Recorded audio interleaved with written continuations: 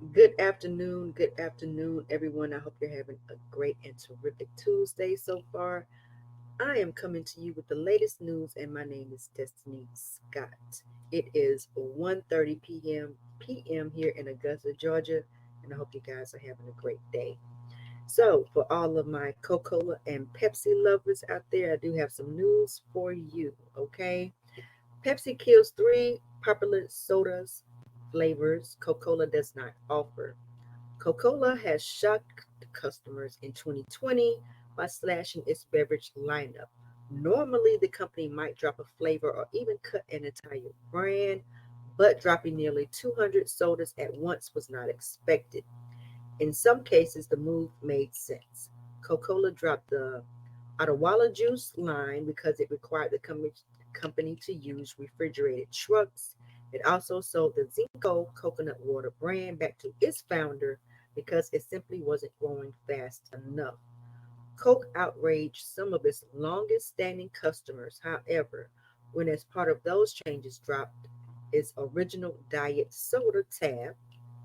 While it had dropped in popularity, Tab had a devoted fan base that has organized to try to pressure the company to bring back the precursor to Diet Coke back. That has not happened so far, even though Coca-Cola could easily bring it back on a mail order or otherwise limited basis. Coke has not been alone in making difficult Coke cuts. Coke has not been alone in making difficult cuts. The rival Pepsi Cola dropped the entire Sierra Mist line in 2023, replacing it with Starry, at an attempt to reach younger drinkers and take market share from Sprite. Pepsi, however, was not done making changes to its soda lineup when it stopped making Sierra Mist. The company has cut three flavors of its signature soda after a drawn out goodbye, and that is Tab, Coca Cola Zero, and Diet Coke. Pepsi Cola drops these signature flavors. Pepsi has dropped a different path, has followed a different path. The three flavors it's most recently decided to drop. The company shared back in December that it planned to stop making Pepsi Berry, and Pepsi Cherry Vanilla. At the time, the company more or less said it planned to wind down those brands. It marked them as limited availability on its website, but made it clear that inventory remained and customers might be able to find them in some stores. That, in theory, gave fans of the three soda flavors a chance to say goodbye. It was a strained farewell. However, as the company provided no details as to when supplies might run out. We know that the answer at Pepsi Cola has marked all three brands as discontinued on its website. The move ends an experiment where Pepsi was trying to disrupt Coke as a mixer of high-end cocktails. So, for all you Pepsi lovers out there and Coke lovers, that is the news on that.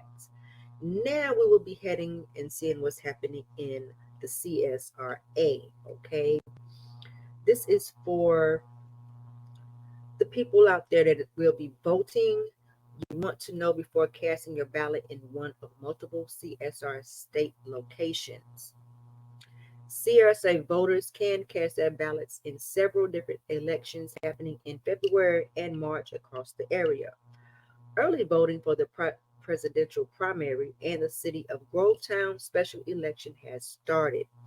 In Columbia County, the City of Grovetown special election will determine a new city council member. The election is between Jacqueline River Player and Sierra Smith.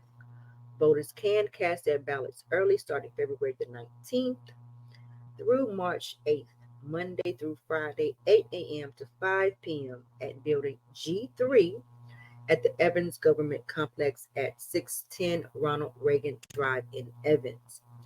Voters can also cast their ballots at the former Uji Creek Library in Grovetown. Election Day is March 12th. To cast a ballot on Election Day, voters must go to their assigned precinct. to registration online, to register online, confirm or update your registration, locate your election day polling location, view a sample ballot, or get an absentee application, you can go to www.mvp.sos.ga.gov or call the Columbia County Board of Elections office at 706 868 3355. Georgia House District 125 runoff, 125 runoff. The Columbia County Board of Elections confirms the office is still deciding when voters can cast their ballots in the runoff for the House District 125 seat in Georgia. McDuffie County voters will also be able to cast their votes in the election soon.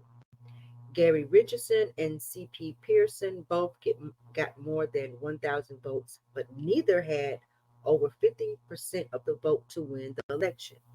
The runoff will be held March the 12th, the same day as the Georgia presidential primaries. Georgia presidential primary early voting began on President's Day for the presidential primary. Georgia is an open primary state, which means voters can select either a Democrat or Republican ballot during the primary. Voters can cast their ballots early until March the 8th at any early voting location in their county. In Richmond County, there are 4 early voting locations. Number 1 is the Robert Howard Community Center at Diamond Lakes Park, the Warren Road Recreation Center, the municipal building on Telfair Street, and Charles Irving Community Center on Highland Avenue. The hours for polling locations are 8:30 a.m. to 6 p.m. Monday through Saturday. Voters can also vote on Sunday, March the 3rd from 8:30 a.m. until 6:30 p.m. In Columbia County, there are 2 early voting locations. The Evans Government Complex at 610 Ronald Reagan Drive and the former, I hope I'm pronouncing this right, guys, Eureka Creek Library at 5907 Eureka Creek Drive. Voters can be cast early from February the 19th to March the 8th. Voter hours are Monday through Friday, 8 a.m. to 5. Voting hours on Saturday, February the 24th, and Saturday, March the 2nd, are 9 a.m. until 5 p.m. Election day is on March the 12th. Now, South Carolina Republican primary will be held February the 24th. Polls open at 7 a.m. and close at 7 p.m. Saturday. In Aiken County, voters can cast their ballots early at the Aiken County Election Office on the first floor at, of the Aiken County Government Center at 1930 University Parkway. Election officers will ask for a photo ID. Early voting will be held from Monday, February the 12th to February the 22nd from 8:30 a.m. to 6 p.m., not including February the 18th and 19th. A list of Aiken County precincts can be found. Okay, guys, I have one more thing. One more thing.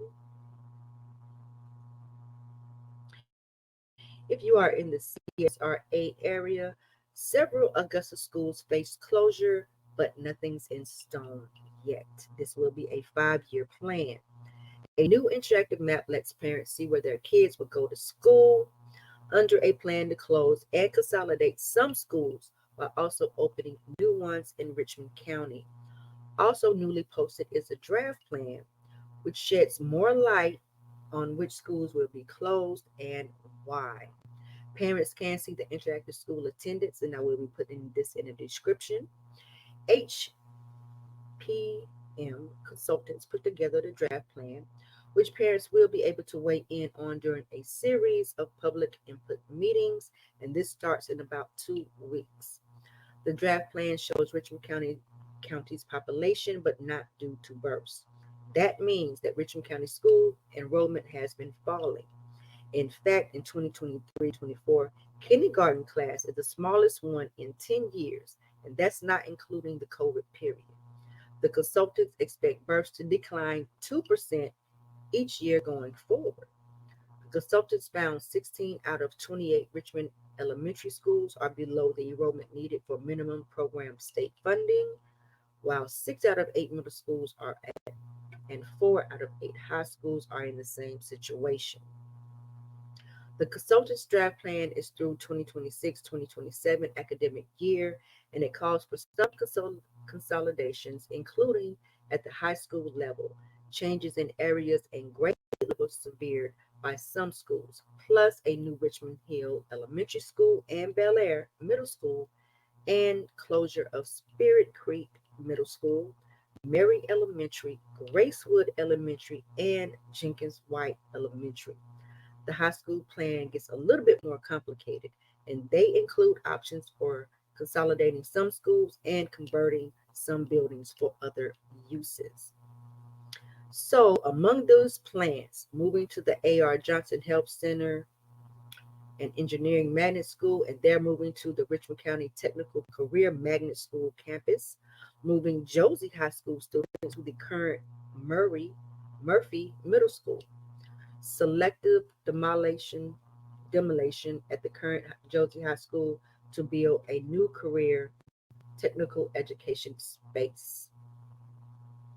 Moving Richmond County Technical Career Magnet School students to Josie Barnes Career Center site, sending students from Josie feeder schools to Laney High School, sending Willis Road Elementary students to Richmond Hills Middle School and Butler High School instead of Josie High School and Glen Hills High School, demolishing the current Charles T. Walker Magnet School and using that site for other purposes while sending those students to the Tubman Education Center. And that is just some of the things that is going on. They're moving Glen Hills Middle School students to the campus and consolidating Glen Hills School into Hepzibah High School and moving Glen Hills Elementary to Glen Hills Middle School campus.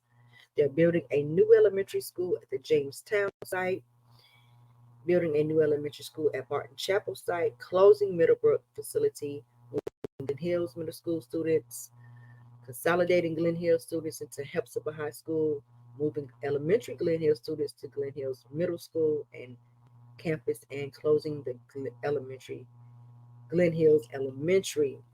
Nothing has actually been decided yet, and members of the public can offer input at a series of meetings. March 4th at 6 p.m. at Bryant Mary Elementary School, March 5th at 6 p.m. at Spirit Creek Middle School and Gracewood Elementary School, March 7th at 6 p.m. at Richmond Hill Elementary School and Middle School, March 11th at 6 p.m. at Bel Air Middle School, and March 12th at Central Office.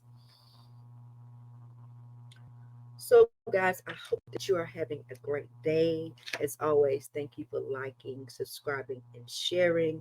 I hope this has been helpful to you all. The poem by the day is by Nikki Giovanni, and this is called A Poem for Joanne. All the time. It's usually cold in winter. Things rest. People go to the West Indies to bathe in the sun. The fish in my pond go deep and don't come back until spring.